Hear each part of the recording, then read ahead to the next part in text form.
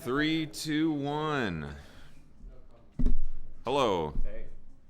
Hi, Ben. I'm not live yet. Okay. Wait. I am. You stand there. Hello, everyone. Ben's not live yet. Thank you for tuning into my stream, the Superior stream. Why is your latency shorter than mine? Because I have the better stream.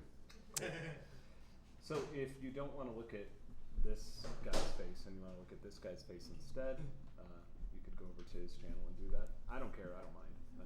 If you go over to that stream, I block you. I'm not obsessed with metrics like someone. Oh, yeah. So, Okay. Yeah. So welcome, chat. I know I don't have the chablet tonight. I just have a chab. What's a chablet? The chab top. Thank you. What's your name? John. John, the chab top.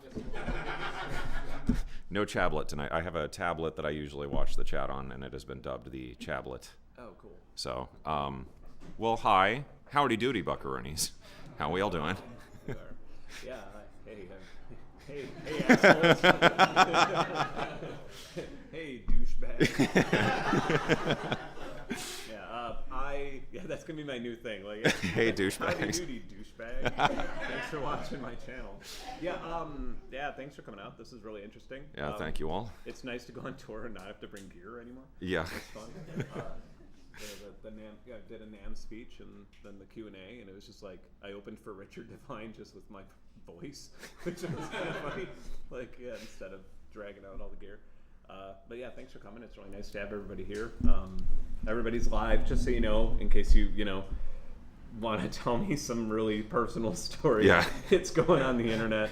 And I don't think anybody's going to be filmed as part of this. Yeah, I don't think, like, unless the camera okay, so if you go crazy and try to steal my camera and I stop you while you're doing it, it's pointing at the audience, you will be on the internet very briefly. So it's worth noting that just for legal purposes. Yeah. Please don't do So, yeah, thanks for coming. Thanks for having us, I Perfect will Circuit be able to stop people. you. Thank you. Thank you. Yeah. So I hear we're doing a Q&A. Yeah, if people have questions. If not, then Everyone just came here to stare at us for a we'll while. just do what we've been doing for the last 2 weeks. Right. Yeah, so. I guess we'll open the floor here. Who wants to get started? Anybody? Burning questions. Sure. How fun or not fun was your trip here? You want to go first? Yeah, I thought it was super fun. It was really, really interesting. That was the part I was looking forward to most. We drove all the way out from Atlanta. It was about 8 days, 25 or 2,600 miles. Yeah, something like that. So we went out to a bunch of ghost towns and like abandoned cities. The border, we went down to Mexico for a little bit, Salton Sea, areas like that. We've been filming the whole thing, so that was really, really cool. And we're both like scoring the footage we took from that. And Ben told me not to bring a drone on this trip. I'm telling the story. He knew it's coming. So before this trip, I have my camera, all my cool lenses, and I'm excited to shoot this really crazy looking video. And I was talking to Ben, and I was like, oh, yeah, I've been thinking of getting a drone for this. That'd be cool. He's like, nah, don't. They're hard to fly. I don't want your first trip with a drone, like, lose it in the desert somewhere. Like, it's tricky. It takes a while. It's frustrating. Okay, fine, Ben. We get in the car. We get to the first location. Ben pulls out his drone, lifts it up, and the first thing he does is, dude, this looks so cool. Look at that. Oh, man, that footage is sick. Oh. Dude, that's gonna look so good. So, yeah. Thanks for that. Yeah, it's I have had a drone since they were kind of like, consumer of it. I mean, since they were available to consumers, I guess I've always been like a drone person, and I'm almost like arrogant about it in a way where, I don't know what arrogance about. Like, I'm almost like a virtuoso virtuoso drone flyer, where I just like I put it on top of my car on the sunroof. I bring it back down in through the sunroof. Like, I don't even get out of the car. It's what we call flexing. Yeah. And I also fly it like, in places where I'm like, where you could tell that people probably don't want drones flown, and I like have to like secretly get them. And so, so for the first thing I was thinking is like, I don't want both of us to have the exact same footage with the exact same cameras. And also, I feel like the first drone should probably be in an area where you can sit down and not have any distractions and fly it around a little bit. Just it's your money. All right, we're going to Target. We're going to buy you a drone. Yeah, exactly. Crash it. I'll crash it. Then I'll feel bad, and then it's all solved, right? Yeah. So how was your trip out? It's good. I'm glad that I get to continue to travel after deciding not to really tour anymore. That's really cool. NAMM sort of provided that for me. Polyend has just, I love how Polyend's just like, go make a cool movie. We don't care what you do, just make something cool, have fun. Yeah, it's and always. Then you have that creative freedom, which is really nice.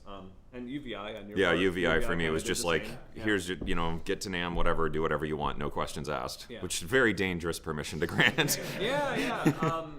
And also, it was existential to like go to the border and see the wall in the areas that we saw it in, and then go down to Mexico and I guess sort of be on the other side of that. And then, it was like I went to the nicest Sears I've ever seen in my life. Like the malls in Mexico are popping. They're great. They're crowded. Every store has business in it. The fountains are working. There's music. Yeah, it was, yeah. it was and weird. And the Sears was like the old school Trump Tower or something. Just like, wonderful perfume smells and the carpet. People was in great. suits. Yeah. We were not dressed nice enough to be in that mall. But still, like what the GDP, the GDP per capita of that area was something like $4,000, per year. Something so weird. It's like, it's very weird because it's like there's a lot of poverty yet that.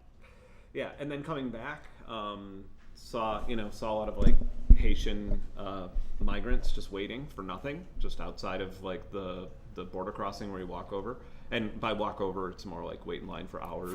In like desert heat. And we got to experience that, which was I mean, I don't regret it for 1 second, Like it was, and had this uncertainty of like, we might not get back in.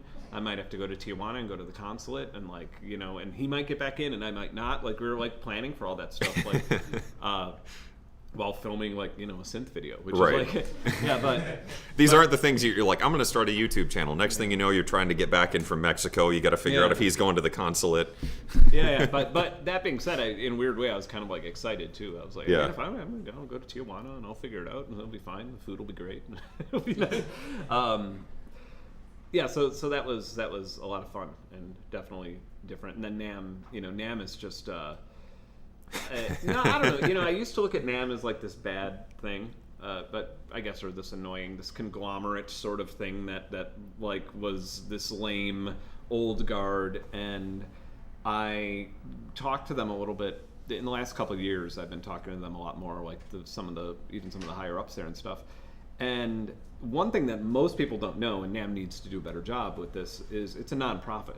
Like, it's a nonprofit that funds music education. It's a nonprofit that funds things like Music Cares, where like if musicians need like health insurance, or if they need help with, I think they even things with like help with living standards and things like that, which obviously doesn't cover 1% of the problems that musicians have, but it does so they do a lot of good. And it's quite frequent that you hear people say, you're at NAMM and people are like, I wish NAMM would just end. I wish it would just die. And right. And then I'm like, well, it's actually a nonprofit. Like, it's doing a lot of good. And it's really weird. Like, NAMM needs to do a better job to be like, anybody who has a booth there is giving all that money to a charity, a literal 501c3 charity. And and so I don't know. It was interesting to be a little bit more integrated with NAMM itself and actually like give a whole keynote that was kind of spicy, and them allow me to do it, which is definitely different than the way things used to be. People used to have to like sign contracts saying that they wouldn't say anything bad about any company that's ever been involved with them, and here I am being like, the tech industry is destroying the value of intellectual property. And so it was the most anti-NAMM speech. Yeah, really. I mean, it really was. So that's cool that they're like moving in that direction. That they're trying to get people to be a little bit more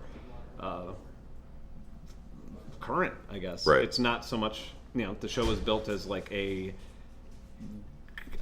Guitar Center employees going to look at new gear so they learn how to present it to people, or buyers, and things like that. And now it's a lot more about marketing your product and people visiting it and putting it on the internet and streaming and stuff. And maybe one year they'll have internet access to stream from, even, that would be crazy. We boom into the late 20th century.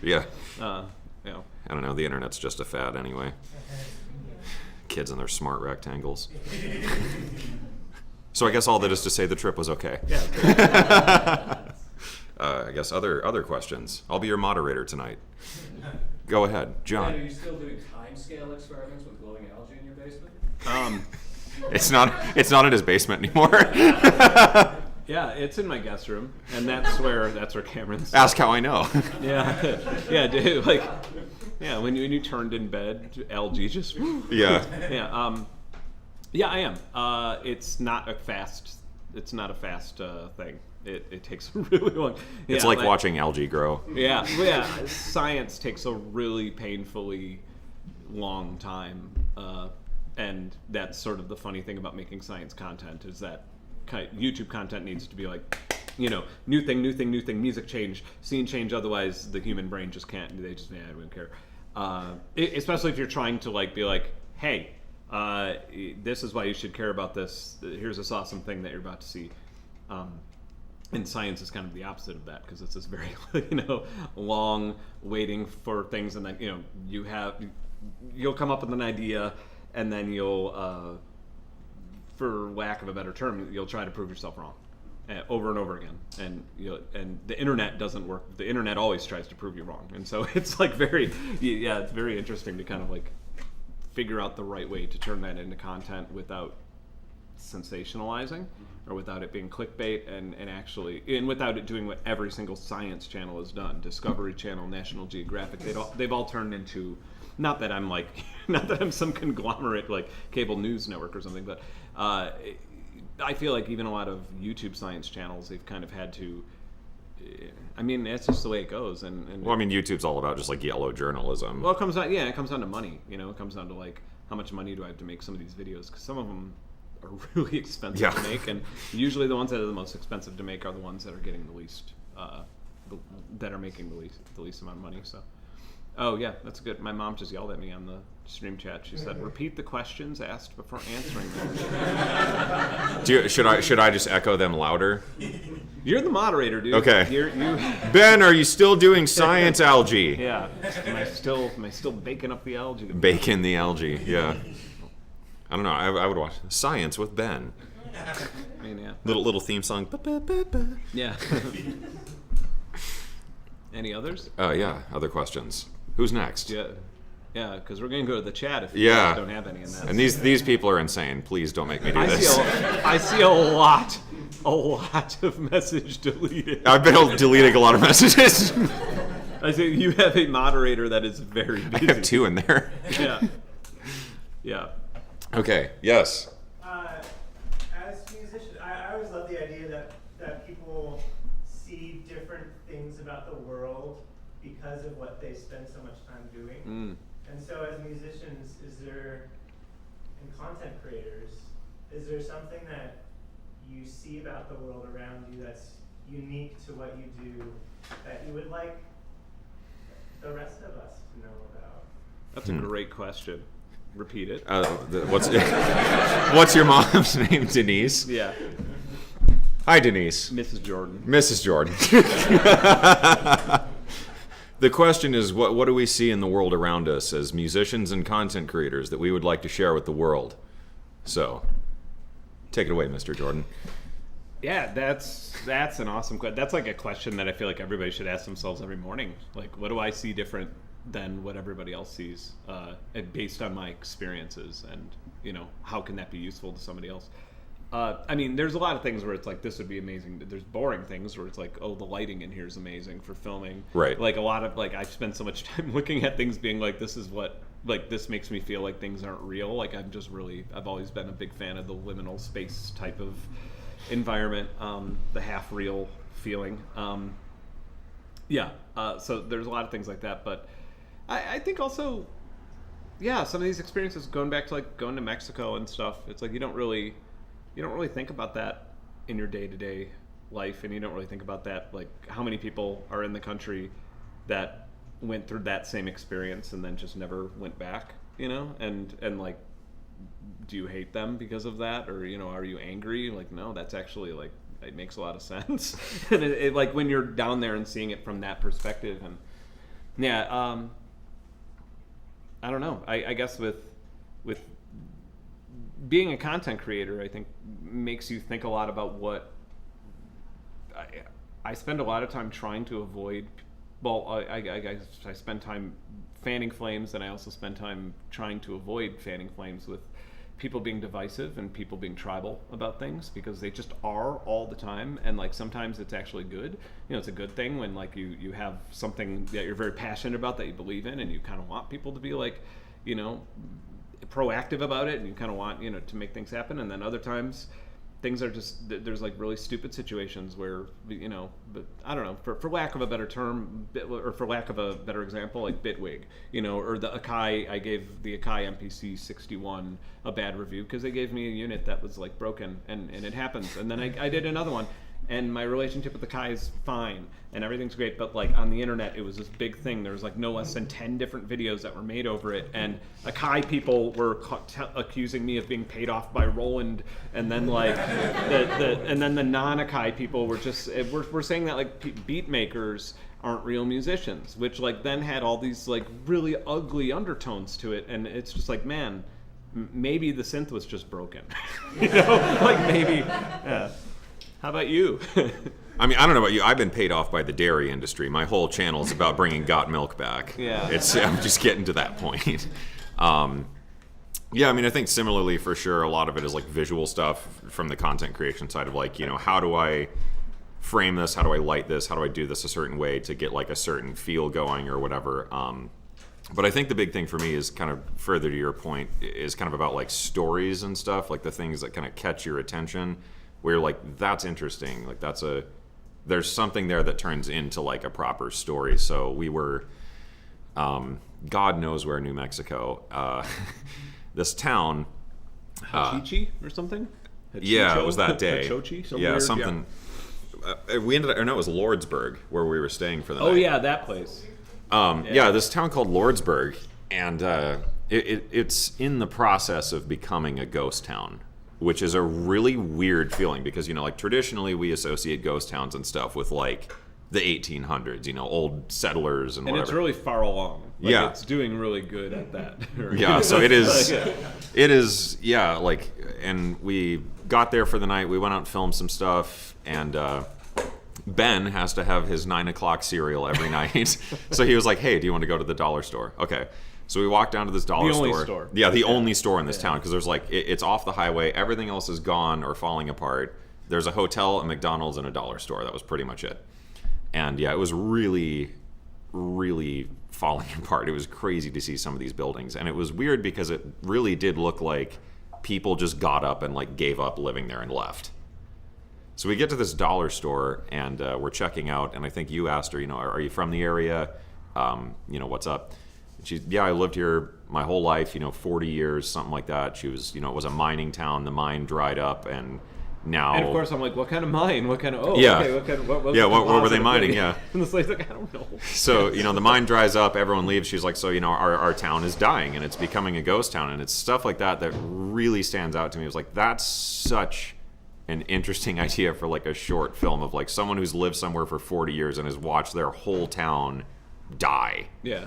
And that's like not something you really get. That's not something we see a lot in modern times. And it was just little moments like that. I think it's kind of changed the chemistry of my brain for like, oh, there's something worth exploring there. What do I want to touch on? How does this make me feel? And da-da-da. And I think music works a lot the same way, where it's experience based, but it's those like weird little, one-liners someone says in conversation in passing you write down in like a lyrics journal or something like that, right? It's those little kind of weird light bulb moments that I think I've developed a much better understanding of, and trying to express those through music or through videos, but not through streams. I also like I totally forgot the camera. I literally thought that you were flicking off Allison. I was like, what? Yeah, I was like, calm down, man. No. Yeah, I like how that woman was like, yeah, she was definitely like, this place is starting to become a ghost town. I was like, like, you think? But yeah, what gave it away? Yeah, right. And it's yeah, but I guess like sort of riffing off that, it's like, yeah, talking to like an old man in Detroit who lived there his entire life or something. Like, imagine staying in the same place and like seeing it die. Right. right? Or then be revived, because who knows? Maybe Lordsburg, New Mexico is like the new lithium epicenter of like or something like maybe it'll have some sort of. Well, I guess that's probably also the story of a lot of places in Montana, eastern Montana, and North Dakota with the Bakken oil thing. Like like everything left. It was a bunch of ghost towns, and then back we go, and now it's like more expensive to live there than Manhattan, and then all of a sudden everything's gone again. And, it's like, all right. Yeah. Who else has got a question? What's your favorite synth from the past year? Ooh. From the past year, I guess that I've 2022, 2023. okay, that's been released during that time. Man, I don't know. I did just get the Roland SH4D. I've been using a lot of the music in my videos recently. I've been making with that just because it's like right on my desk and it has all the different synth engines, so I can have like a wavetable thing or like a Juno sound or whatever. So that's super convenient.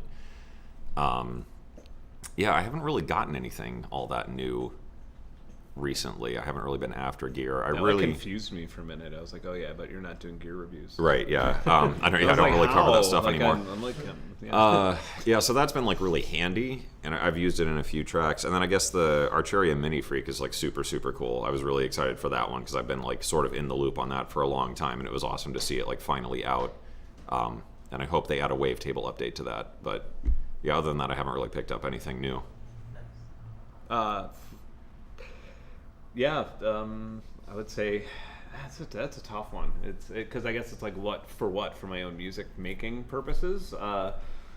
Like the newest thing, I mean, the stuff that I've been using when traveling and making music is that's like a whole different type of music make because you're in such a walled garden. And so like on here we have the Tracker Mini. The last time it was the Polyan Play, the Euro Bureau before that.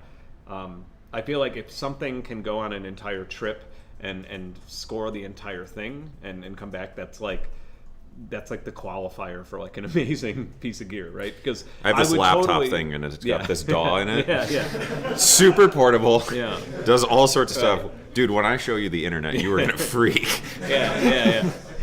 It's like, because I'm just obviously, when you have like a channel that covers gear, you're kind of inundated with a lot of gear, and my writing process at home doesn't really cater to newer things. It's kind of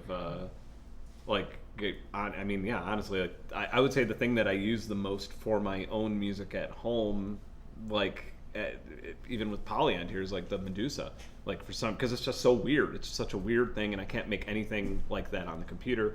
And so that's usually what I'm aiming for, is like, can I not do anything like this on the computer? Okay, that's what that is. But then when you travel with something and you see what works and what doesn't, what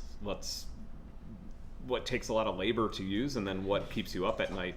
And so like, the Teenage Engineering Op 1 Field, for example, I took that to Texas.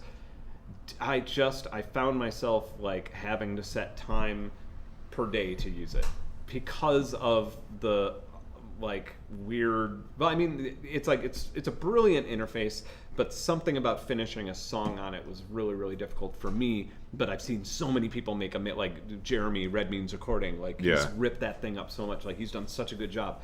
But for me, it was like really bad. But so no, I don't want to say really bad, but I just couldn't finish a track that I was happy with.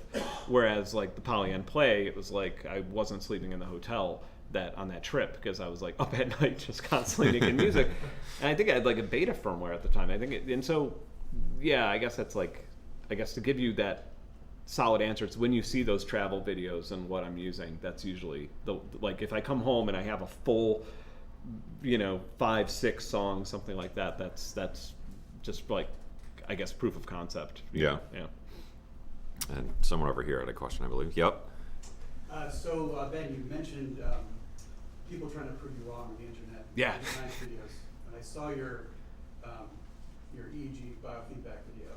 Yes. And I'm a neuroscientist. Awesome. So I felt that impulse, and I almost wrote to you. Okay. But I decided there was really no way to do it without sounding like a jerk. Wow, the amount of self-awareness that took alone. Yeah. Good on you. All right. You won the internet. Yeah. No, but and also just from doing things like that myself, I know how hard it is to simplify something really complicated. Yes, yes. Where you feel like there's just a million disclaimers you want to add, but you also want it to be understandable. Yeah. So could you talk a little bit about what your process is for doing that, and then also how's the neurofeedback going? Yeah. So there's an interesting thing that I like finally put into words in my head or thought about was right before the NAMM speech, and I was like, you have to like explain in a very nice way why people should listen to what you're saying, and you always have to do that. Like, even if you know this little, like, a good way of putting it is if you're a 7 out of 10 knowing about something, you have to act like you're a 10 out of 10, otherwise people aren't going to listen to you. And if they have any doubt about it, then, and this is something men do very well, that like they do a little bit too much, like this is kind of the basis of mansplaining, but like you have to kind of mansplain if you're talking to Are we mansplaining right now? Yeah, probably. Elaborate on that. Yeah. Yeah, so it's like you have to be like, I'm worth listening to before you go into a 45-minute video about something, right? You have to somehow prove that to the viewer, otherwise they're going to lose you, and then there's no point making the video at all. And if you did have an important message, it's just going to go out the window. And but I mean, this is like a thing that lawyers do. This is a thing that like so there's that, and it's difficult for me in a lot of cases with science. It's difficult and righteous because I dropped out of high school. I didn't go to college. I don't have a degree, and I've been hired for private research, which is like, wow, and it's not. I feel like that actually happens a lot more than we think it does, because there's this whole gate kept, like, But I didn't have the opportunity. It just wasn't there for me, and so I had to become a musician instead. No. No, but so it was always something like, even in my 20s, I was thinking to myself, like, I'll never do any work in science because I don't have a PhD. I don't have these things, and I didn't really realize that, like, most science just seems to be like fueled by capitalism, doesn't it? It's just like, we can make a lot of money here. This guy could bring us to that quicker. Let's hire him. So I hope that answers that part of the question. Also, sorry, Mom, the question was, there's a neuroscientist who has said that, basically asked me how the neuroscience stuff is going, that he seems to have found some areas where I was wrong in a video, which is probably likely, and also how to deal with presenting something when there's a very, I guess to paraphrase you, how to deliver something when it's actually a very complex topic that is not palatable for a YouTube audience. Okay. Nicely done. Yeah. Good summary. Well done. All right. Who's next? Well, no, but you yes, go how ahead. the EEG research Yeah. is going, and you don't care, so that's fine. No, please. No, I'll give you. I know you've been doing synth patches. Do you want with my it. Nintendo Switch to play with? Yeah.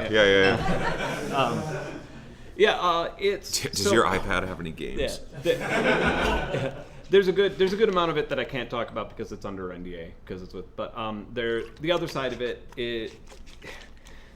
there's a lot of companies getting into neurofeedback now. Like, a lot of the NDAs that I have with it are with legitimate medical companies, fortunately. But it did take a lot of like sniffing around to be like, oh, this is just some like tech guy with a plan who might give people brain damage by, by telling them that it's going to make them less anxious. There's a lot of pseudoscience coming up, and like even in my area, if you search neurofeedback, in Atlanta, for example, some of the places are spas and stuff, and I'm just like, dude, oh my God, that's so scary. So I'm trying to stay in my zone, because I understand that like neuroscience is insane and insanely complicated, and I've been trying to stay in my zone by letting neuroscientists do their job, and me trying to say, okay, what do I need to do to guide people with music? Because like the thing about neurofeedback that I think is a little bit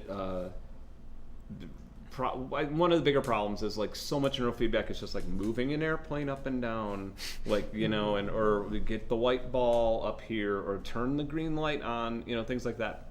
Guiding music is something you could do when you respond to email, and if you could get that neurofeedback loop, I feel like that neurofeedback loop would be, for a better reference of what I'm talking about, if you have, like, your brain waves go into a certain, feel free to correct me if I'm wrong, okay? Okay, so, or if I'm describing this. Welcome to pseudoscience. Yeah. Your brain waves go to a certain frequency in place that when you have a seizure, if you're epileptic, or people with ADHD, your brain waves can, I guess, just get in a place where that allows you to, or, well, prohibits you from putting thoughts together in a cohesive way that makes you operate as efficient as you want to. Anxiety, there's a lot of different ways. Migraines is probably one of the ones that's easier to have sort of a binary, like, I have a migraine, I don't have a migraine, because anxiety is a little bit, it's hard to define anxiety, isn't it? Right. So what neurofeedback does is you learn how to guide your brain out of those places that would give you the migraine or the epileptic seizure or something like that. And then the feedback part is your reward system fires off when you do that. And then you get kind of addicted to it. You don't really realize it, but you kind of viscerally get my camera died, so watch Cameron's stream. Okay. Apparently, yeah. Welcome to the Superior stream. Yeah, let me type that in the chat really quick. Watch Cameron's stream. So what Ben is saying is the next polyen synth is actually EEG based. If you want to start the sequence, you just have to think really hard. Yeah, right. Okay, so now that we're here, yeah. So the idea is that neurofeedback. Yeah, go for it. Yeah, sure. Yeah. So the idea is that neurofeedback sets your reward system to keep that a cycle that keeps going, and then therefore you don't have to keep doing the training constantly, and it keeps. So did I do good at explaining that to the? Okay, great. 3 out of 10. Yeah. And so one of the ways that this works. And the early ways that they were doing this is a light would come on when you got to the area where you needed to be to start that. And that's not a light, or just knowing that you got there isn't necessarily the best dopamine release system, or, it isn't the best reward system triggering or tickling thing. But music going into tune, now that gives a lot of people chills. That actually floods your brain, your reward system. And so that's where I come in and hired in that process. Hopefully that's it. I'd love to talk to you after this. I'd love to hear your criticism, because I want to be as scientifically accurate as possible. Cool. Awesome. Good. So what I'm hearing is Behringer Brains is going to be 3.0 brain control update. There's nobody I trust more than Uli Behringer. Yeah. Yeah. Okay. Cool. Welcome back. More responsibilities on this side. Done over here. Yeah. All right. Yeah. Who's got another question? Please don't make me go to the chat. Nah, you've got some good mods there, it seems. Yeah. Both content creators, and I think maybe a theme of what we've been talking about is kind of the way that, like, a YouTube video necessarily has to flatten, like, the science that you're trying to present inside of it. You're both also interested in film, and you're both artists, musical artists, right? And so I'm kind of curious about thoughts on how content as an idea, content as like the thing that everything sort of gets pumped into, the thing that everything becomes, flattens or expands, art or science or dialogue, culture, whatever it is. How is being content creators while simultaneously maintaining artistry or maintaining scientific inquiry been? Yeah, Cameron's gonna have a great answer for that. I can already tell. But so like a good example would, like, one of the mistakes I made, a funny video that failed utterly, and Should we repeat it? Oh yeah. Ooh, that's a hard one to repeat. How do we condense an idea into something that makes a good piece of YouTube content? Yeah. Or Twitch content. Just content, yeah. Yeah. So yeah, something that happened to me that was kind of funny. I was like, okay, I'm going to make a video that I'm going to try everything I possibly can to make it work as well as it possibly could. And I feel like Cameron probably does that for every video. I am much sloppier and much more like, I am obsessed with a thing. And I am going to now Put algae in a guest bedroom. Right, yeah. I'm in a rabbit hole, and I kind of don't care, and I'm just going to come out the other side and then get back to life. So, but one of them was I did a video on what it sounds like on top of Mount Everest. And so before I could even make that video, I had to find out that it actually does sound different on Mount Everest, and then I have to like go down the rabbit hole of how I found that out and how I figured it out, and without getting too mathematical, without any of those things, and like the recipe of what it sounds like somewhere else in some other experience is a video that's earned me over 2 million views. So it's like, okay, so this is already an easy ringer for like getting people's attention. I cut everything very quickly. I used many different cameras. I used a lot. I think I even used 3D graphics in it, all this stuff, and it absolutely tanked. And the problem, I think you even had the thumbnail face. yeah, I mean, the problem with it was that nobody gives a fuck what it sounds like on top of Mount Everest. Like, I forgot that whole part. Like, nobody cares. And that was, like, the funniest part is that, like, I never actually thought about, like, this is really my thing. Like, this isn't anybody else's. It's way quieter. You can barely hear anything on top of Mount Everest because of the air pressure. And I had to buy a vacuum chamber to prove that. And, like, you know, and so... yeah, I guess that was like a really good lesson for me in terms of algorithm performance and actually like Right. getting something to work with an audience was like, yeah, it might be good to actually use the qualifier of like, is this interesting to anyone? Yeah. Yeah, but yeah, take it away. Yeah, I mean, I guess kind of the long and short for me is like, you know, you get, and this is how everyone starts like a YouTube channel or whatever, right? Is you have an idea. Any idea will do. You know, what does it sound like on Mount Everest? Or does the Behringer brains have EEG input? You know, just anything can make a video. But it doesn't make a YouTube video. Because that's not really what like the medium of YouTube is for, and it's not how YouTube is typically consumed. So when I started my channel, being the bumbling idiot I was back then, I was doing, you know, super hyper specific things. How to do this weird trick with serum that people don't talk about. How to make this exact bass sound from this thing. How to make drums that sound like this. How to record your toilet and turn it into a snare drum. Things like that. And it's interesting to me, but the qualifier, you know, is like, do people care? So the thing with that, and I'm sure a lot of you understand, is like, you know, as musicians, as artists, as scientists, as whatever, when we're in the middle of doing our thing, the last thing we're going to do is pop on YouTube for a 45-minute video of some guy going, howdy doody buckaroonies, let's talk about saw waves for 45 minutes, right? So, like, the way people consume YouTube is, you know, the kids are in bed. I have 30 minutes before I have to go to bed. Or I'm taking a poop at the Best Buy and I've got 15 minutes, you know, things like that. It's in the morning. It's while you're doing something else. So that was kind of the big lesson for me was, like, most people consume content casually. So I have to take my ideas and then understand, does that make a YouTube video? And from there, it's kind of like, how would, I guess what I would consider a YouTuber do that, right? Because it's about casual content consumption. YouTube isn't the master class. It's not the end all be all. It's the, here's 3 to 5 points of interesting information.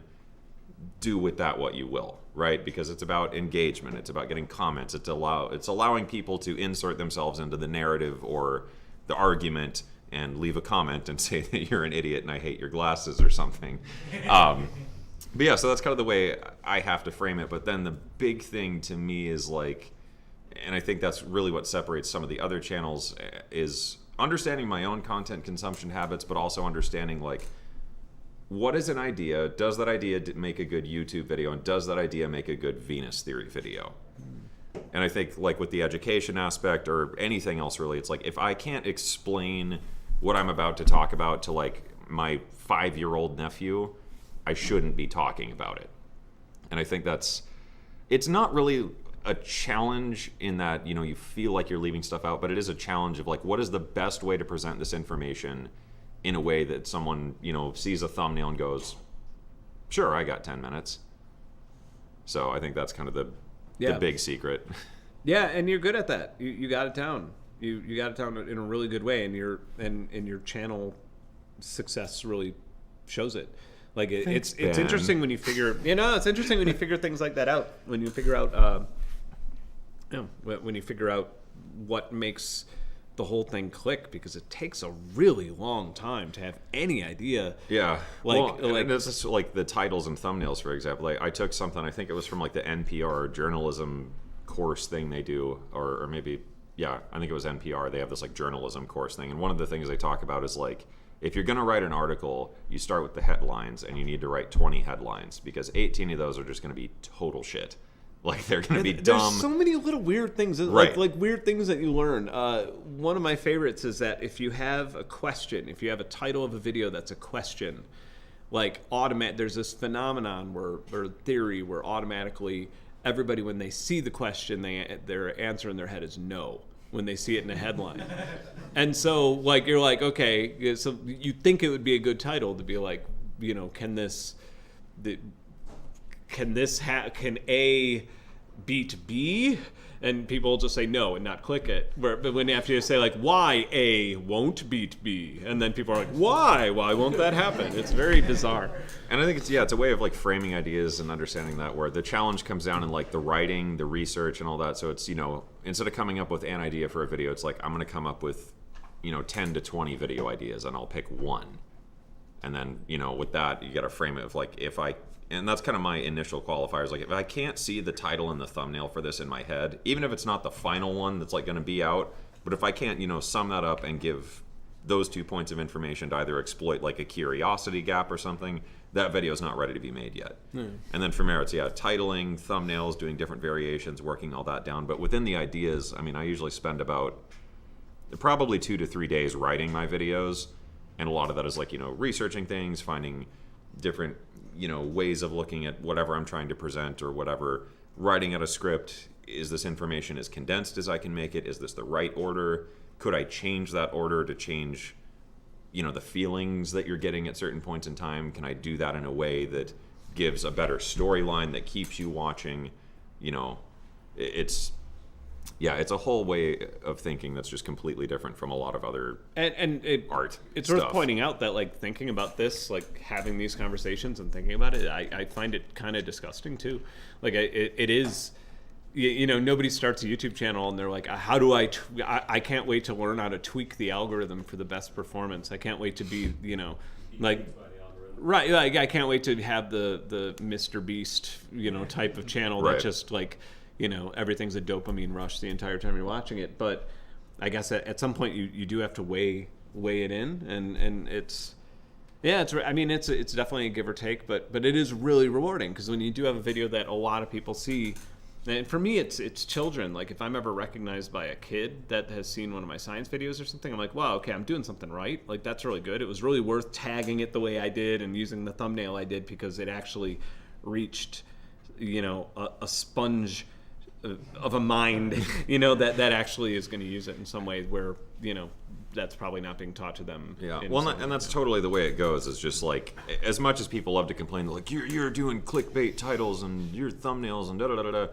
it's the thing of like, you know, you're not going to get 1 million views without being in front of 1 million people. Yeah. That's just a fact. So it's like, sorry. And I feel like we're both pretty conservative with that too. Well, like, yeah, in comparison to other like channels, I feel like we both have a pretty, like, I mean, I could be wrong. Well, we're both like sending thumbnails back and forth to each other. It's yeah, like, is this too much? Is this baity? We're always shit talking other people's channels too. Like, we're always just like, oh my god, can you believe this title? Jeez. Yeah. So. God, I hope our private chat doesn't ever get leaked. Whereas I'm totally okay. I'm like, I hope it does. Yeah. I was just gonna say, Ben, that video, I actually really like it. I know I'm only one person, but I'm the kind of person who's always like going into spaces and wondering, like, this sounds different. My wife's like, you're crazy. And I can hear like the phone vibrating in the other room under the pillow, and I'm like, I think your phone's ringing. So that idea of just being able to think about temperature and space and height and, you know, all these different things, I think is quite interesting to me. So. Yeah, acoustic physics is nuts. It's nuts. It's just like... He even dragged me into a cave to prove it. Yeah. Which was another good video. Yeah, another good video that died in the YouTube algorithm. But with things like that, though, that was a great example where, like, that video flopped, and, like, I think we knew right away that was one of those videos that's either going to explode or it's going to be total death. You had a little more hope than I did. I was just like, this video is gonna totally flop. It's great. Let's But get down the people there. that saw it, like, they really, really enjoyed it. So, stuff like that kind of works out. And I think especially, like, as content creators and, like, as artists, musicians, whatever in general, I feel like every, 1 out of 10 ideas you do should be somewhat of an experiment. Because sometimes those are the ones that really explode. That's the track that really sounds the best. That's the video that blows up in the algorithm. That's the, idea for a painting, or whatever, that's super weird, but it works out really well. Sometimes it ends up like a cave video, but most of the time, it's worth doing just to see where it lands, because that you don't know where that takes you. And I think that's like a big thing with YouTube is you don't really get to pick your niche. It's that your audience does. Like I could start off saying, like, I'm gonna make dubstep tutorials, but maybe I'm really funny and interesting, and I do a gaming stream one night, and a bunch of people watch that, and that blows up, and suddenly you're a gaming channel. Yeah, I feel like a lot of times it's really helpful for me to, whenever I think about someone, whenever I'm like, oh, the algorithm punished me with this, the algorithm killed this video, to change the word "the algorithm" in my head to the YouTube audience. Because the algorithm isn't actually made to, like, promote any one thing. It's made to keep you using YouTube and made to keep you watching ads, frankly. And and so it's and if the algorithm crushes my video, then that means that I made a video. That means you guys and that everybody crushed my video because it didn't work for you. So what we're saying is it's all your fault. Yeah. Thank you very much. No, but I mean that it's just a good way to go back and be like, okay, you're not communicating with your audience, or you're not titling in a way that is making your videos. Because sometimes, you can title a video differently, like a year later, and it'll explode. Yeah, it's all about packaging. I never do that. I can't go back. I just have to, like. I'm like full analytics goblin. I'm like obsessed with this stuff.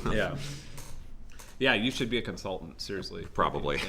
I should have given a speech at NAMM.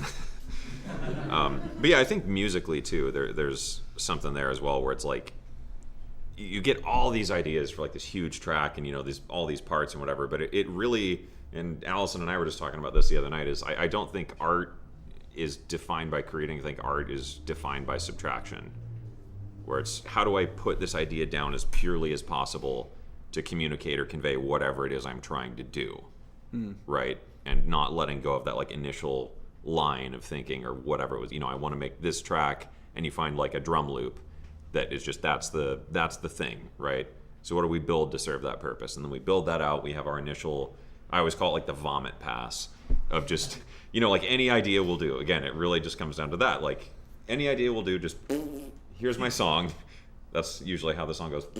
Yeah. So we look at that, and then, we start mixing, right? We put on a filter, we put on an EQ, we maybe pan some stuff, right? And the second time the chorus or the drop comes in, it's not hitting quite hard enough. Okay, so maybe now we start arranging. We're going to take some things away. We're going to add a build-up. We're going to add a riser, and then we're going to change that. Okay, now we're starting to get somewhere. And it's really just refining those ideas down to like the most fundamental way of communicating them. And we make music so differently. Right? I'm just like, feelings done, like a lot of feelings, and then done, and then I'll half the time I'll delete it. I'll just be like, I don't ever want to hear it again. I'm fine. Right. Yeah. Yeah. So I think that's kind of the overall way of doing things. Yeah. Can you give some tips on like time management? Because like I have a child, and I would like to start doing some YouTube stuff, but you just said, oh, it took 3 days to do this, and all of a sudden my stress level to the roof. I was like, 3 days. I'm like, then it's like how Oh, that's just to write the video. That's not even to finish it. Yeah, so like when you're making the videos or using teleprompters, like ways to Right. speed up the process and make them to take advantage of time. Because you wake up and it's time to go to bed, it comes real fast. Right, yeah. So time management tips, I guess. First of all, it gets better. Yeah, it gets better with time. Like, well, I mean, it's a terrible thing to say, but like if it takes you a really long time to make a video, or something that happens when you make a video, for example, is you'll do this. No, I don't need this camera anymore.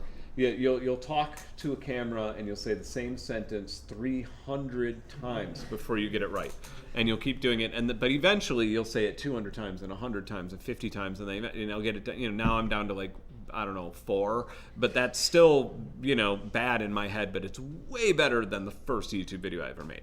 I do use a teleprompter, but I use it for notes. I use it for if I have to say like, you know, this Prophet 6 costs this much, it has this many oscillators, has this many filters, you know, something like a video like that. I'm not gonna memorize it. I mean, it's like I could, but I would have to do 300 takes. And so having the notes on the teleprompter help, but reading off of a teleprompter, it's, for me at least, maybe I need to go to like broadcasting school or something, but I am absolutely terrible. Like I like talk to camera like that, you know, when I'm reading it's like very Hello, obvious. my name is Benn Jordan. Yeah, I am here of my own free impossible.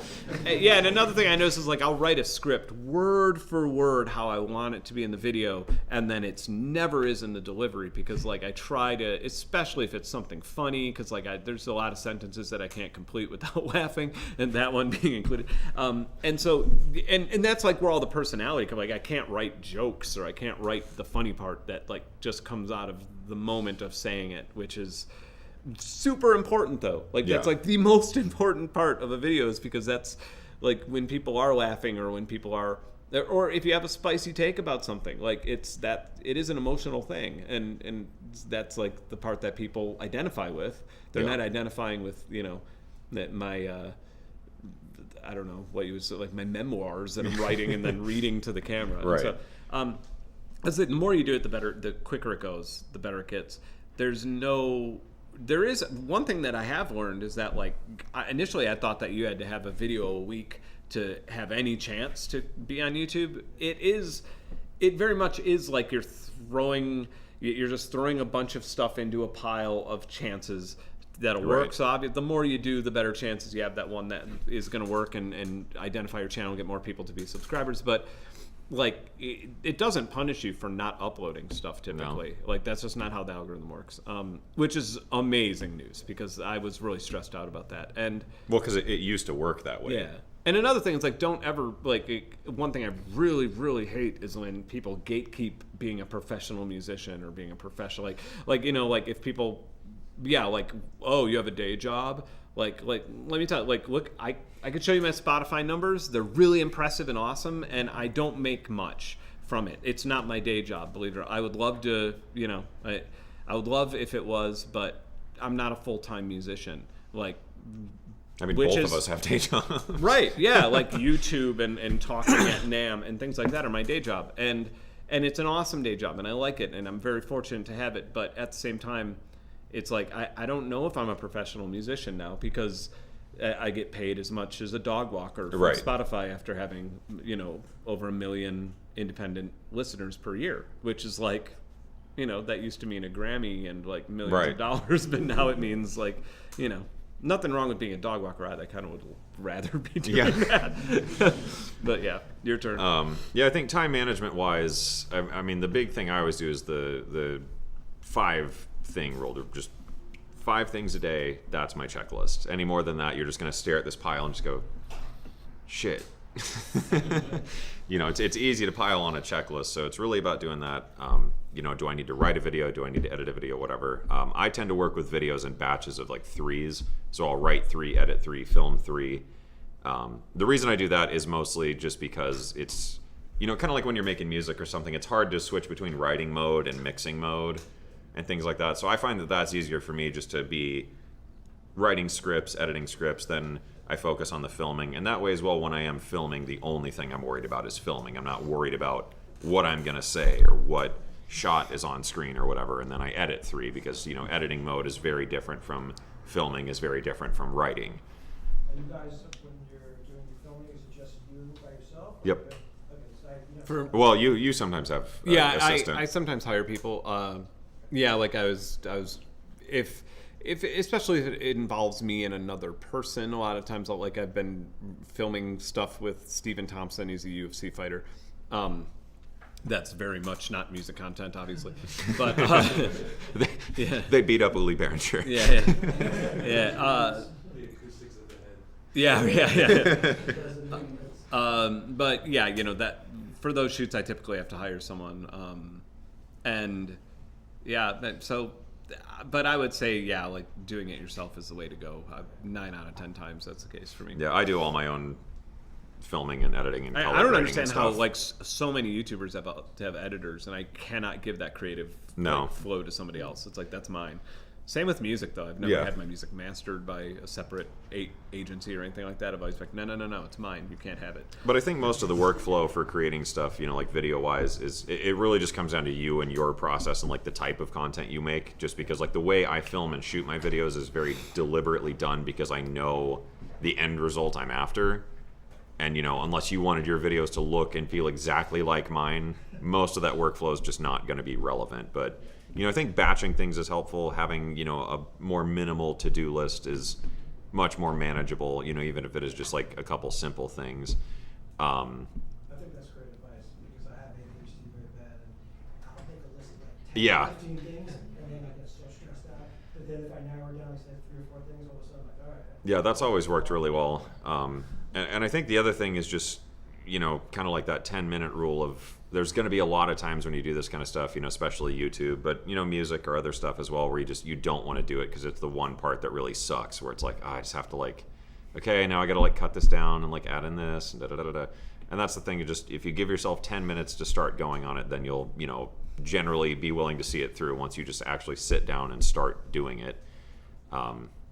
And yeah, have a good editing program for videos, I guess. DaVinci Resolve, the free version, is ridiculously powerful. And then we've both just been playing with, what was it, CapCut? Yeah. Yeah, CapCut's another like free editor tool. Desktop and phone. Desktop it's like made and phone, initially for yeah. your phone, but like, yeah, I mean, for editing like Instagram videos and stuff. It's perfect for that. But yeah, it's the workflow comes down to like the type of content you're making. But general productivity tips usually work pretty well with that kind of stuff. Well, thank you so much. Yeah. Yeah, I have a question. So I'm a music producer too, and I like to just make like a variety of electronic music in different genres. And I always like struggle with like my brand, I guess. I feel like since I'm into like a diverse like types of sounds, I don't know how to like present myself to an audience. And would you like recommend having like different aliases or just having it all Well, like, I'm the master. There's of someone system. here. Oh yeah. So how do you manage? So to repeat the branding? question to your viewers, it's a music producer who is looking for advice on branding, and is it worth having multiple aliases? So I used to have a lot of aliases, and the reason I had a lot of aliases is because it wasn't a fun thing. It was because record labels would say, okay, well, the Flashbulb, we're releasing your album this year, and then I had 6 more albums that I wanted to release that year, and then then another label, I'd get a little bit less money, but I'd release it under a different alias because I was exclusive with one label with this name, and so I would go down the list of aliases and then make another one up when I ran out of. And so to this day, which is nuts to me, like it's just crazy. To this day, I will have a video and so I'll recognize the commenter, or I'll recognize the name. There'll be somebody who's like a frequenter of my channel for years, and they'll say, "Oh my God, you're the Flashbulb," and I'm like, "How did you not know this for 3 years? How did you not figure out like that? That's how hard it is to pair the two together, to pair Benn Jordan and the Flashbulb together." Because I figured that everybody was like me, and if you get into an artist, you like wiki them and read everything about them. But no, like most people don't. They just like music and they just listen to it, and they're not obsessed with it. So in a weird way, cooling off the ego here a little bit. Yeah. Part of me thinks like some part of me thinks that even like monikers aren't that great these days. Yeah. So, like, and also because like, okay, so my big thing at NAMM was my big speech at NAMM was about how we release music as intellectual property, and there is no scarcity. Like everything we trade in our economy has scarcity except for intellectual property, and the scarcity is just because the government says that they'll put you in prison if you don't listen to their rules, like that. And so like we make fun of people for like trading. We make fun of Bitcoin bros because they like trade with this like thing, but that actually has scarcity because there's a consensus mechanism, proof of work, that actually and I'm not advocating doing that, but it makes more sense than buying and selling intellectual property, right? And so really though, to make a living as a musician in a way that's actually going to survive the next couple decades, I think a system like Patreon is a lot better. Because not only, well, you're not just like making up a value of a thing that anybody can copy and then selling it to people. It's actually somebody saying, I like the music that this person makes. I like the thing that they're creating. I identify with them in some way, or maybe not, or maybe I'm just like distantly, vicariously living through what they're creating, and I want them to keep doing it. And so there's this human element to it, and it's way more valuable than intellectual property. The most money I've ever made off of any album, or the best-selling album I've ever, or the best, most widely distributed album that I had at the time, was one that I uploaded to a torrent site. And it was because I was just really frustrated with iTunes at the time. I had sued iTunes because they had my music up there for a year without ever paying me, and nobody would get back to me and stuff. And then so I said, I'm putting it on WhatCD, and I'm going to have an HTML file with a PayPal link, and I'm just going to say, thanks for downloading my music. I don't care if you don't pay me, but if you want to, here. And it worked beautifully, and it was because a human being was speaking to, you're speaking to your listener. So, part of me is I would almost want to know your real name, and I almost want to see your face, and I almost want, some people aren't comfortable with that, and that's understandable, but that my best guess to answer your question would be concentrate on your fans wanting to support you and wanting you to create more things, rather than making up or rather than just selling them intellectual property. Yeah. To repeat the question again, just about, is it worth having different aliases and stuff if you make a bunch of different stuff? I don't really think it is, because especially these days, everyone's doing everything, so having just one account to manage and one name that's going to be recognized, I would think would be the way to go. Just, there's 8 million people on YouTube and TikTok. I mean, a lot more than that, but 70% of statistics are made up on the spot. Good joke.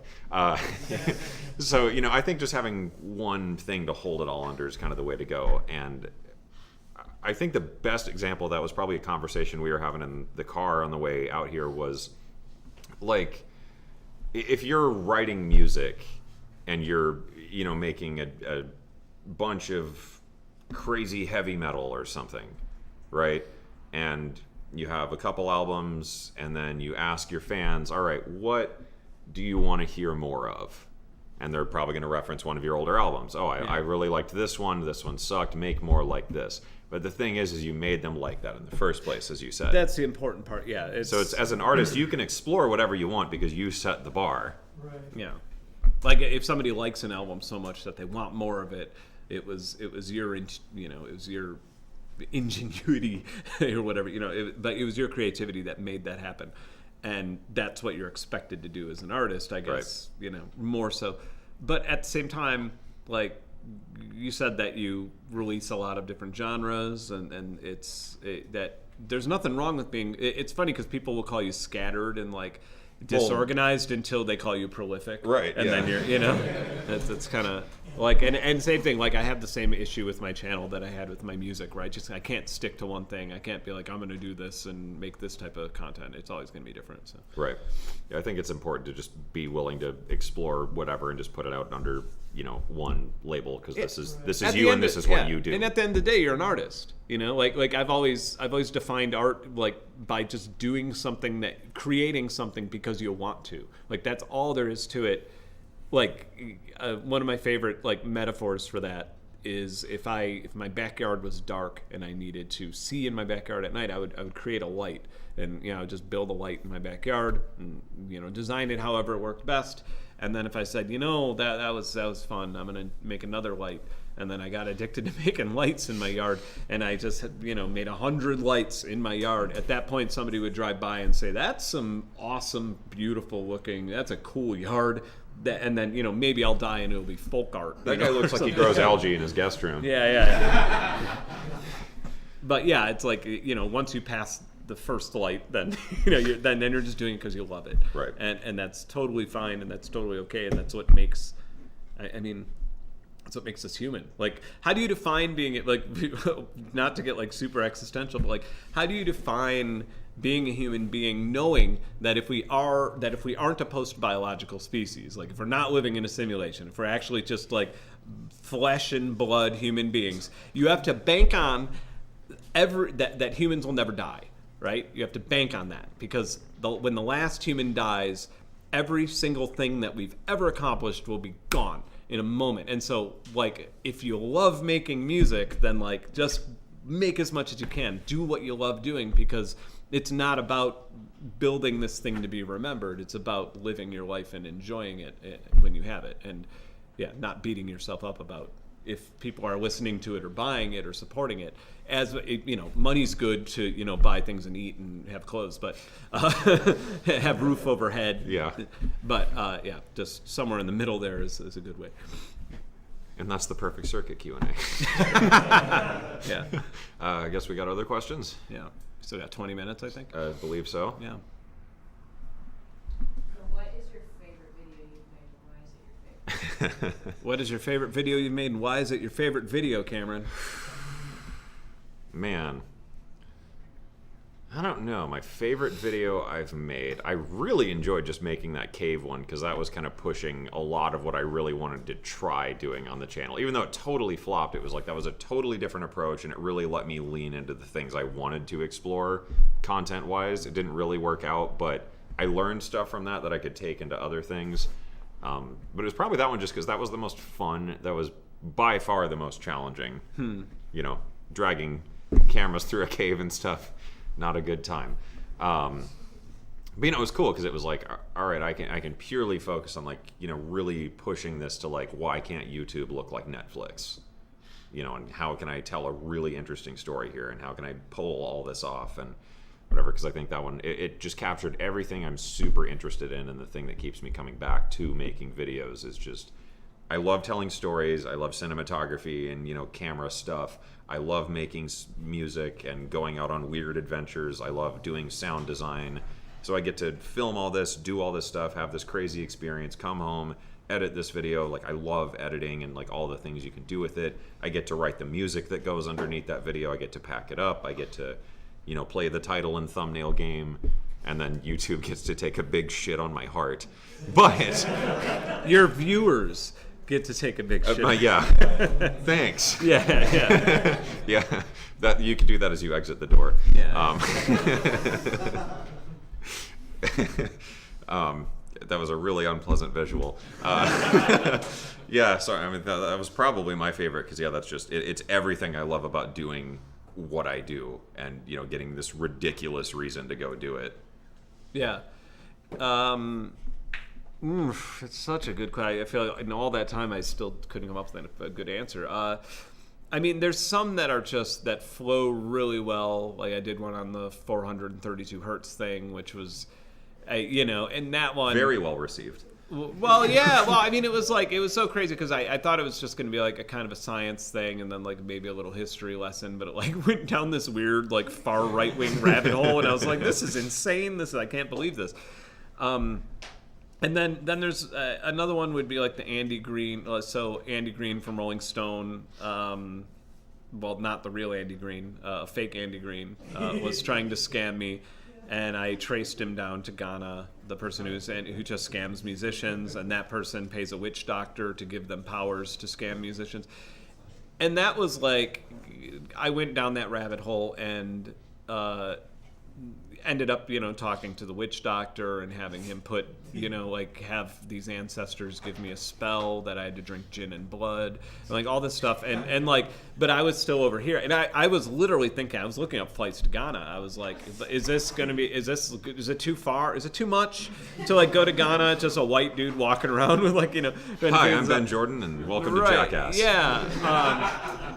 Because I did feel like everybody that I was talking to, once you finally get that veil off of, like, the West African scam artist, once you get that veil, like, away from them and ask them about their life, it's like you can't hate them anymore. And they're also really nice people. And I kept asking, like, so if I just went there, would everybody just be honest with me? And they're like, yeah, absolutely. Like, 100%. It's a thing, like... And so, anyway, so through this scam with musicians, not only did I get to have the real Andy Green just be like, what? It's just like, what is happening right now? Like a warlord? But also, which is like my favorite conversation in the world, because he's just this legendary like rock music reviewer who's just like, wait, what? Who's doing what with my name? But the other side of that was like learning this insane, just learning so much about like how weird our world is. So basically, really quickly, to anybody who hasn't seen that video, which is a lot because my viewers shat on my heart as well. No, it did okay, but yeah, I mean, just we for a long time were giving all of our tech garbage.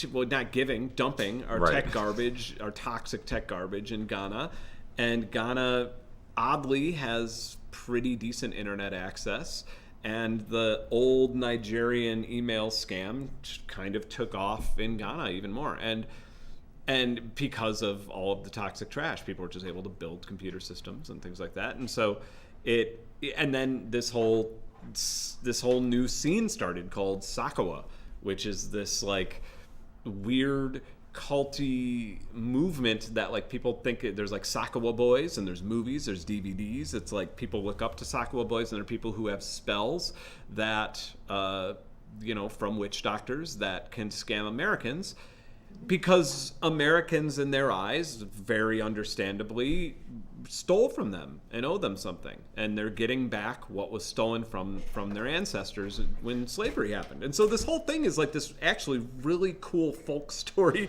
that like, and I think my favorite word that I picked up on that was techno-religiosity. Mm-hmm. Like I was just like, wow, I love this so much. As a science fiction film happening right to all of us when we get a scam artist talking to us on the internet, where we get mad at him, and every other YouTube channel seems to just be like, I'm gonna scam him back, and then we get him back. It's like, why don't you just ask them like they're a human being? So yeah, I feel like that one, although I was really excited to get it over with by the time I was like trying to sleep and thinking of Ghana this, Ghana that, there's a Ghana the witch doctor. I was like, I had to delete WhatsApp entirely, right? Because But I think that's the stuff that's what makes the most interesting videos, is it's always like just there's the idea that just doesn't get out of your head, and it's sometimes you might not have the title or something like that right away, but when you find something where you're just stuck on it, that's what really, I think that's the difference between just a video and like a video for your channel. It's something that you're super interested in and super passionate about, and it's something that it turns the job of like talking to a camera into like, I understand who this person is on the other side of this, and like now we can really get into it. And then you always end up finding these weird twists and stuff along the way, and I feel like those are always the best videos. I'm just reading your comments, and it's just like, it's from an MMA cut. He had his eyebrow ripped off. No, it's just like this whole... Someone did mention that you were wrong about after the last human dies off. Oh, I love how somebody knows this. No, hear me out. Yeah. That's not true. After the last human dies, the dolphins will rise, seize control of YouTube, and start leaving comments like, "Oh my God, you're the flashbulb." Yeah. I told you. Or it's what happened chaos. to his eyebrow? Yeah, what happened to his eyebrow? Is he really your grandpa? Yeah. I've gotten that a few times. That's great. Yeah, I had my NFL, my NAMM tag say former NFL Hall of Famer, and people were like, "Oh, really?" And I'm like, "Oh man, I'm looking my age." Got it. He did have a great idea for another NAMM badge, which was going to have the title of Subway Sandwich Artist. But I couldn't change mine. Yeah. All right. Any other questions? Just a follow-up to that. Why do you think the cave video flopped? It seems so... We spent a lot of time on that. I don't know. We went in circles on that. I think it just fundamentally just didn't work with the audience. Yeah, the audience that normally YouTube, like when you watch YouTube, it's saying, the question is why do you think the cave video flopped?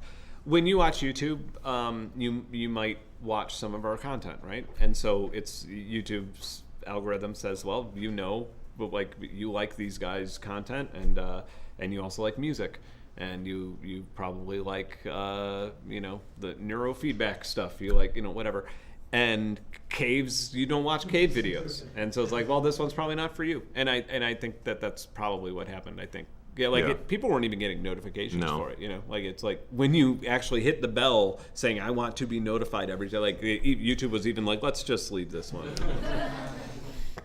But yeah, sometimes it's a title or whatever, and it could be any number of things. But yeah, I think it was just that video was so different that's one of those things where it's like for the super fans, where it's like those are the only people that are really going to see it. It's the people that come to every show, watch everything, do all the stuff, and those are the people that see that video, and that's fine. Well, yeah, and the video I'm filming right now of like this whole trip. Yeah. I don't even know how I'm going to handle mine. It's like my current understanding of it is like what I'm trying to do. Not that it's like there's going to be any spoilers or anything, but like what I'm trying to do is make this sort of ambiguous, artsy video, sort of music-backed video of scenery, and you not being able to tell which side of the border you're on, and being like, whoa, wow, that's a that place is a dump. Yeah, that place is a dump in Mexico, and then find out that it's actually like way, in a really nice area, and then just show, I guess, sort of the back and forth of that, and try and do it in like an artistic and musical way. I guarantee it's not going to blow up, and that's fine, because the people who do watch it, usually those types of videos, those are sort of like the power view. My patrons watch those, and they really love it. And those are the ones that they like the most, because I think it does cross paths. It does cross that line of like what's expected in some sort of odd art way, or adventure way in the cave video. Right. Like we don't make adventure content, but we did that time. And so I'm sure my video on this is going to flop too. Yeah, good. Who cares? See. It's fine. Yeah. We got other questions? Yeah. So you mentioned that your audience sometimes motivates what you cover in your videos, and you've been doing a lot of mental health. So you think your audience is motivating that, or is that more something you wanted to pursue? I think with a lot of that type of content I've been doing lately, it's more about just like the things that are interesting to me, right? And like I said, it's those little things that stand out in a conversation. So a lot of those videos, it's just based on stuff we all talk about. We all talk about it with each other, with our friends, whatever. It's just not stuff we broadcast on the internet of like everything sucks and I hate it. It's not really like conducive to that like artistic, coming across as like things are awesome. Here's a cat, stuff. Have you thought about the word mental health with your video? Like with your videos, is that the first time that word is approached? Because that was the first time I've thought of like Cameron makes videos about mental health. It's the first time I actually thought of it in that word. That is kind of how I think of it, yeah. Okay. I was like wondering, because I feel like did that just like send shivers up your spine? Like, oh my God, I'm making, like, you know what I mean? Like that's very... I think of it as like I make a... treacherous terror. Like it's kind of scary, but it's challenging. I make a glorified podcast that you can look at. It's kind of how I think of it. Yeah. But yeah, I mean, like the mental health thing is a big thing, because it's like... I made videos on like sound design and stuff. I made videos on gear, and like that did okay. And like some of that got me some notoriety. It got me a lot of work. And then there's just kind of a ceiling to that. But then after you do that 100 times, it's like, do we really need another video about an EQ plugin? Is that really what we want to talk about? And as well, part of the switch was like trying to change the idea of like a one-time content transaction, where like if the new Super 6 comes out, right? We all get excited. We all go watch the Loop Op video, let's be honest. Loop Op makes a 6. Yeah. Holy shit, you're Benn Jordan. Well, the funny thing about that, the first time I met Loop Op in person, no, the first time I met Ziv, he said something to me that like I thought was so, I think about it every time I make a video now, or at least a gear video, or like in my studio. And he was like, isn't it strange like that we're just insane, aren't we? And I was like, what do you mean? And he was like, isn't it strange that we just like talk to a device all day, like that device that we just alone in our rooms, we just do this? And I was like, yeah, that's actually, we're insane. Yeah. That's like, you have to be insane and then upload it for the world to see, and then to pick apart, and like, and way overanalyze. Yeah, and that takes like so much vulnerability that you don't even realize you have. But yeah, so it's like with that stuff, so much. The thing comes out, whatever, we all watch the video and then we leave and we buy it or we don't, right? from retailers like Perfect Circuit, perfectcircuit.com. So yeah, you know, and it just, I got so tired of that because it's like, I don't care and I don't want to talk about this because this is also my job. Like, I could talk your ear off about like FFT processing and reverb and modular patch ideas and all this, but like, God damn, I've been doing that all day. Like, do I really want to spend 10 days of my life making a video about that for, let's, you know, be generous and say 10,000 people watch that video? So it became kind of learning, like, you know, growing things, working on more general appeal, trying to come up with content ideas that don't like exclude a portion of the audience for some reason. But it just, you know, there was nothing really more to do there. Like, there's just this hard ceiling. So then it became about, you know, like I said earlier, my own content consumption habits, my own things I do. Like, what am I interested in? What do I want to talk about? And, you know, I have these conversations with Ben and tons of other YouTubers, my, you know, music friends and colleagues and coworkers and whatever. So it was like, why not just make a video about that? Because we all go through this stuff. We all understand these things, you know, so why can't that be the video? There's really no reason for it. It's just, you know, no one seemed to be doing it. And I just, you know, like, conceited as it sounds, I just think that's the more important video to be making, at least in my mind, because I don't know that I have anything all that fascinating to contribute to, like, another reverb pedal video. The camera angle looks like we're just doing like one of those like news press Yeah. release, like when like the parents have a lost child and they're like, please just bring him back. But yeah, I mean, mental health's like a big thing that sticks in my mind because it's like, this is what I want to talk about. This is what I'm interested in. These are the ideas that really fascinate me, and these are the things that I think are most worth talking about, because I touched on those ideas like sort of subtly in like live streams and other videos, and those are the things that really generated comments where they were like, oh, wow, that was like super helpful, or oh, you know, I've been going through like a really hard time and that really changed things for me. And it was like, okay, so there's like something more there, and I'm allowed to talk about this stuff. So I just kind of kept pushing that boundary, and then that was the thing, like I said, that just changes it from like a YouTube video to what is a Venus Theory video. Which And is how do I funny do that? because Bob Eats is a or Bo Beats is a same spelling. Bob Eats is a isn't he a therapist? Yeah, he's a therapist. Yeah. Or something, or yeah, psychoanalyst, or psycho. A psycho. So, no, yeah, no, he's completely insane. Yeah, but yeah, it's funny because like it's interesting that you ended up in this because But- you do it very well. But that's the It's thing, your like voice. I said, is it's all the commanding voice. and- Yeah. and it's commanding and like. Yeah, I bet dogs listen to you very well. Oh, yeah, yeah. Like, you're like, get down, get down. Yeah, dogs and babies, you got them covered. Yeah, and they'll do whatever you And that's say. kind of the big part, is just like, you know, to close it off, is just that like that was the moment where like the audience defines your niche, where it's like, these are things I'm interested in. I'm not, you know, putting on a front of like, let's talk about Mustache Feeling Show. It's that was what people resonated with, and it was like, okay, awesome, so I can talk about that. So let's, you know, I'm done with this stuff. Let's dig into this instead. What's up? I saw it. Well, Saw your hand. because you were talking about your voice, and so a lot of the men in my family have very deep voices, and mine's not as deep.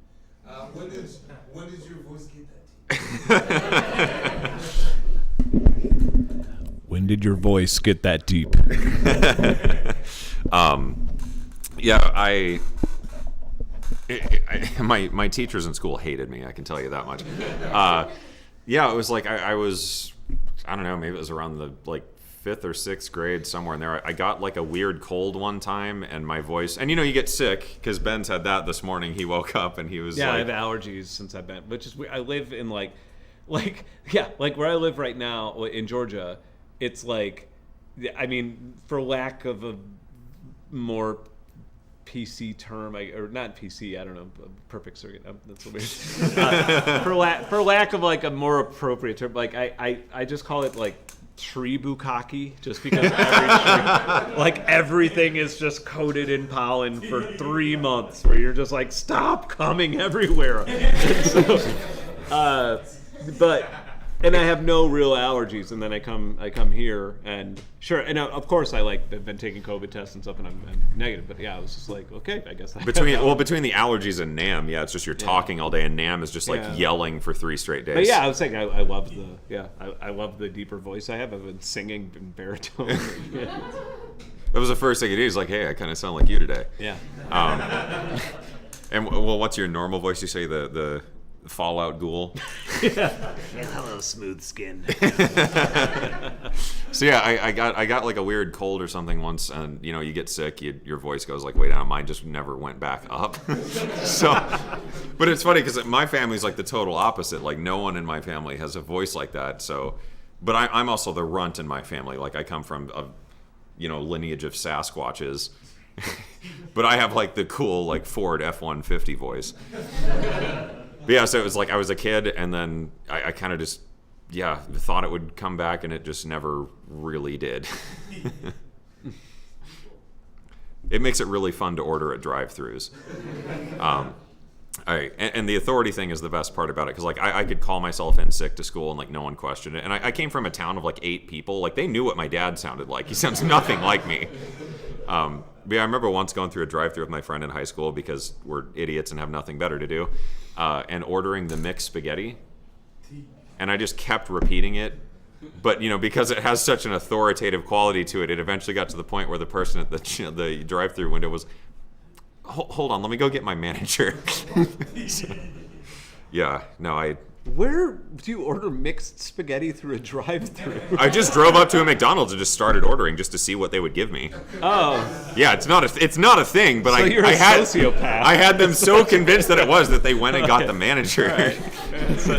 So you're just a sociopath. Yes. So you got a lot of beers at a young age, I guess. Ordering. Yeah. Did you call in liquor stores? No. Like, I'm not 12. Yeah.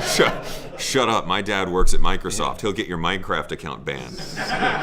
Swear to me. Yeah. Swear to me. But yeah, no, it was funny because then, I eventually did like some random voiceover work as like a teenager or something, and it was hysterical because then you see these like old guys, big burly voices and whatever, and I'm just like, saw, bro. Any final questions? Yeah. Just a quick thing about YouTube.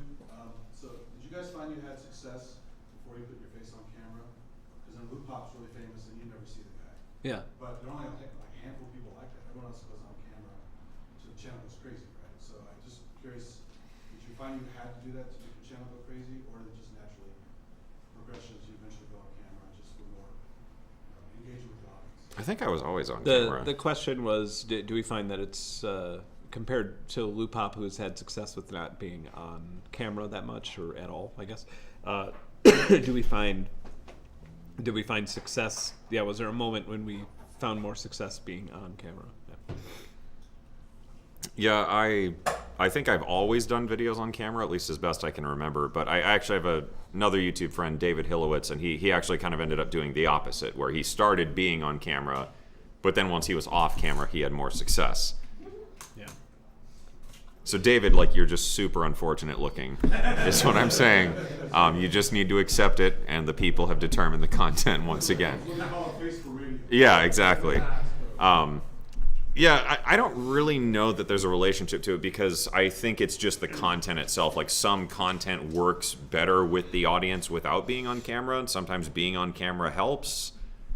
Like, there's really no way to know that, I think. I think there's I would say that the only time it would matter is if, for some reason, the way you looked would like be very different than. Okay, so I have an example that's a little.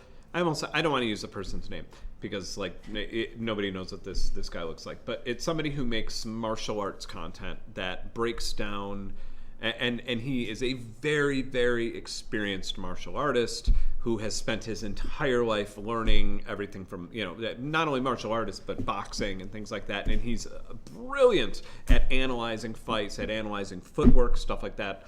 And he's older now. He's, older, out of shape, stuff like that, and doesn't show his face or, I could see how maybe somebody just swiping around on YouTube and watching that channel and being like, why am I taking martial arts or fitness advice from an older person who's out of shape or something Right. like that. I could see maybe that being like but other than that, I don't know if I want to see everybody's face. Like, that's just me. Like, as a viewer, I want to see everybody's face. I still imagine Ziv or Loopop's face whenever I see his videos. Right. I'm still imagining him saying it.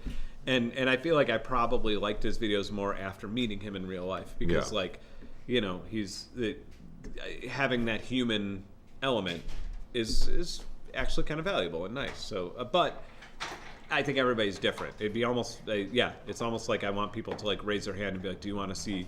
Yeah, let's do it. Who here wants to see a human being when they're watching a YouTube video about a synthesizer? Raise your hand. We are about split in the middle. Yeah. There you go. There's your answer. Get out. Yeah. Does the algorithm seem to favor a face? No. I've heard that. I mean, I've heard that it does favor a face. I've heard like always put your face on the thumbnail. I don't know. I don't think there's I any don't think truth it does. to that. Yeah, I think it may have early on.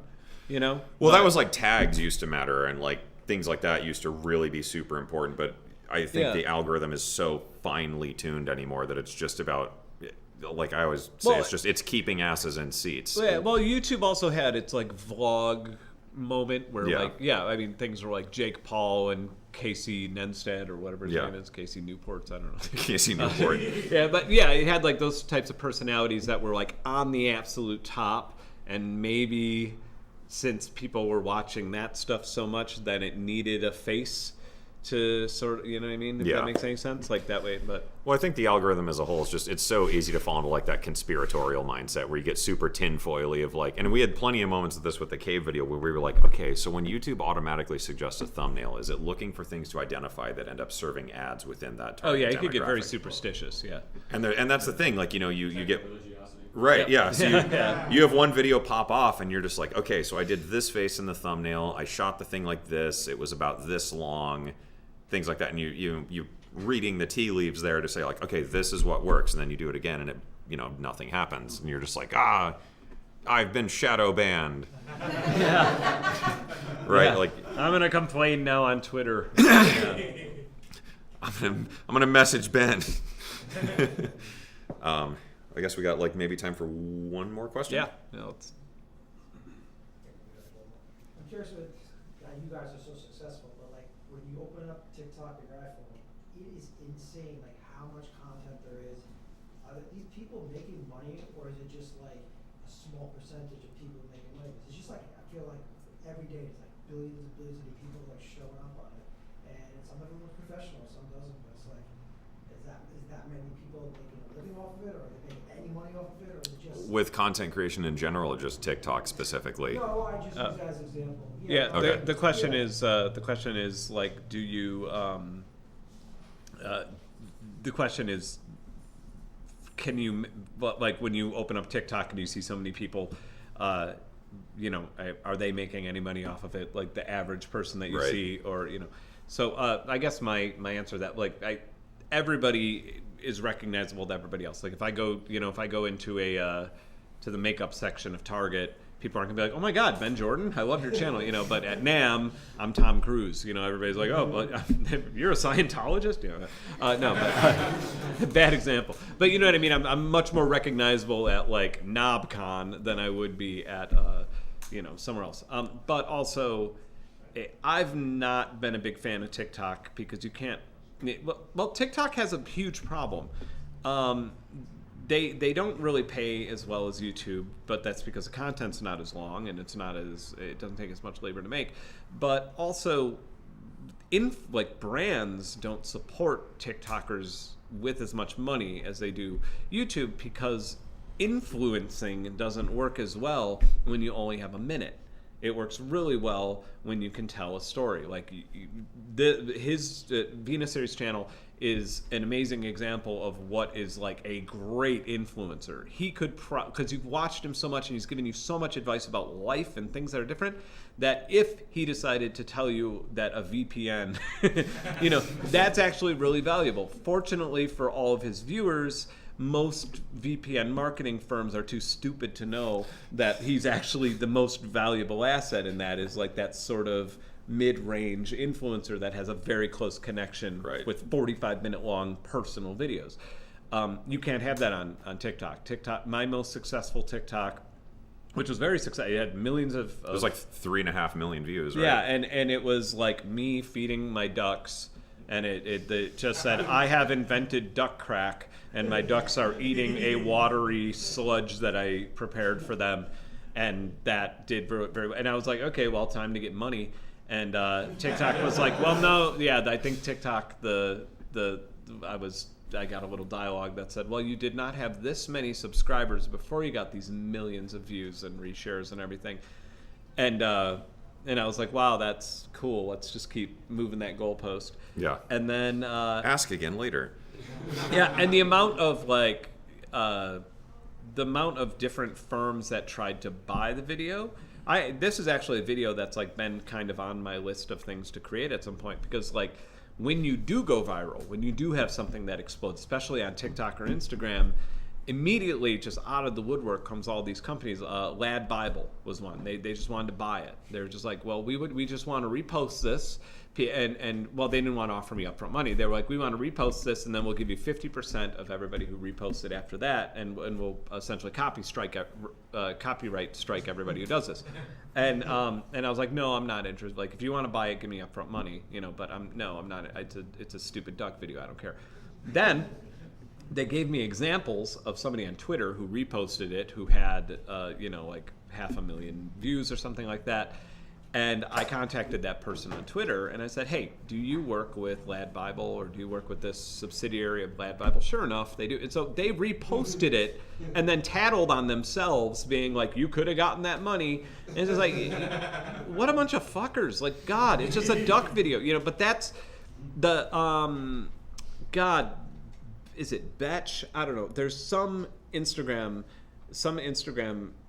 account that has millions of viewers, and it's one girl named Betch, I believe, like it's bitch but with an E or something, and edgy stuff, funny stuff.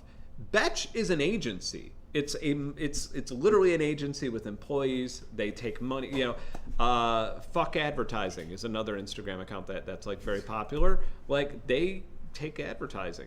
They advertise all the time. It's not a person. It's an agency. It's like this stuff is like really. But anyway, I'm going way off on a tangent. My answer to your question is like, yeah, TikTok is kind of valueless at the moment, and TikTok is also really, it's venture capital funded, and it's about to get a lot worse. Just like Instagram did, right? Like now when you scroll down Instagram, you see like an ad, another ad, an ad. Oh, and here's a company. Perfect Circuit advertising to me. Now that I follow them, and then another ad. And before you actually get to see, a picture of your friend's baby or something. And that's like, it wasn't always like that, but now it's actually a lot more painful to use. And the algorithm is now going to go in that same direction because they need to make a profit, because venture capital investors are now kind of reeling back. But then because of that, it's hard to pay the creators because they have loans to pay back. Sure, and that's the whole Spotify dilemma. But, yeah, I think it's possible to make a living off of it, but it really doesn't come from just like one thing. I think I know one person. The cave video made a lot of money selling impulses. Made more money than the average YouTube video by a lot. A lot. Yeah, because we recorded impulses and sold it. So yeah, that's. So it was like, I know maybe one person who does YouTube full time, like that is all that they do, and like they only live off like the AdSense, and it's not great. But if you get sponsor deals and affiliate links and that kind of stuff, you can build up the noise floor of an income to make it something that's like very sustainable and easy to do. But hoping for a big viral hit, like that's awesome, but that's just slot machine psychology. You're just going to keep flinging shit at the wall and seeing what sticks and hoping one of those goes super viral. And sponsor deals don't have to be gross either. No. Like that, there are like companies. There's big companies like I don't know, Roland or something, where they never really want to pay you, at least in North America, and then they want you to sign contracts, saying that like they approve your stuff before it goes out. Sometimes, depending on the agency that they hire. Of course, the agency gets paid. They get a salary. Yeah. you have things like that, and I think both of us at this point are just like, we don't really. I mean, I've always reeled back from them. I don't want to do that. But then Perfect Circuit, like, hey, we'll help. We'll help out whatever project you're working on. Whatever ideas you have. Well, let's do a live stream in the shop. Okay, great. Things like that. Polyend, hey, drive around the country and film whatever you want. We don't care. Enjoy, make music on this cool device that we built. Awesome. There's nothing gross about that. That's actually like funding really cool stuff. Right. But there is this VPN that everybody should. Today's stream is brought to you by HelloFresh VPN Yeah, Shadow Legends. you guys. Yeah, it's dinner time, and you probably have to go buy something when you could just have food delivered, rotten and expensive, right? And a subscription service. But yeah, I think there's ways to do it, and there's ways to do it right. And I think like the cave video is a prime example of ways that you can make an actual income doing this stuff without being so reliant solely on YouTube, because YouTube is like a paycheck every month that's a surprise. The cave video started as like a weird brainstorming idea as part of a company that was going to sell the impulse response or give away the impulse response pack, and we just felt like they kept like it was just, we were like, let's just do it ourselves, like let's just drop it. And so we dropped the sponsor entirely, funded the whole trip ourselves, and made infinitely more money doing that.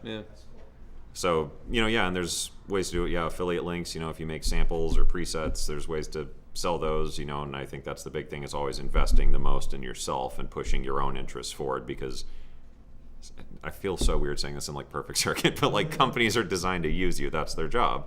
They want your audience that you have built, and they're going to do a lot of things to try and get that and wave that carrot. But if you're able to turn those things around and make them work for what you want to do, whether it's a cave diving with Ben, I don't recommend that necessarily, but you can. It could be making a video on your favorite piece of gear and turning it into an album that you sell. And this morning we were at Denny's talking about like a reality show, right?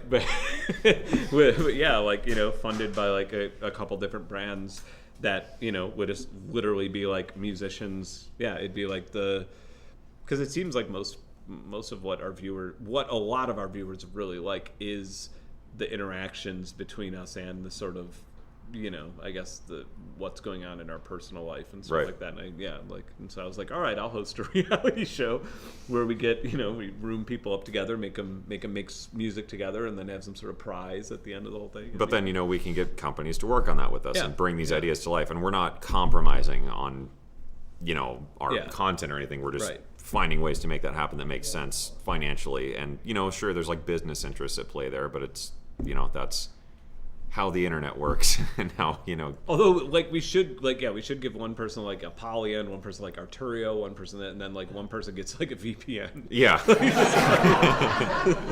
have to make a whole album with an this NFT marketplace. Just like or what's a game, Dungeon Raiders Extreme, the one that like every YouTuber gets like nonstop. Raid Shadow Legends. That one. Can you call it Benman? Presents? That'd be fun. Cool. But I think we're out of time. I think we are. I think the people who work here want to go home and they want to eat their HelloFresh. Well, cool. I guess that's it. Hey, thank you all so much for coming out.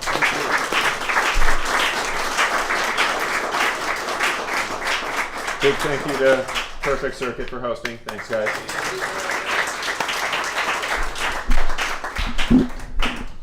Get off the internet and stop watching. Thank you all for tuning. Go touch grass. Thanks for tuning in, everybody. That is it. How do we end a stream? Up on the end stream. Up on the end stream where I hit Alt+1 and there goes it. Goodbye, everybody.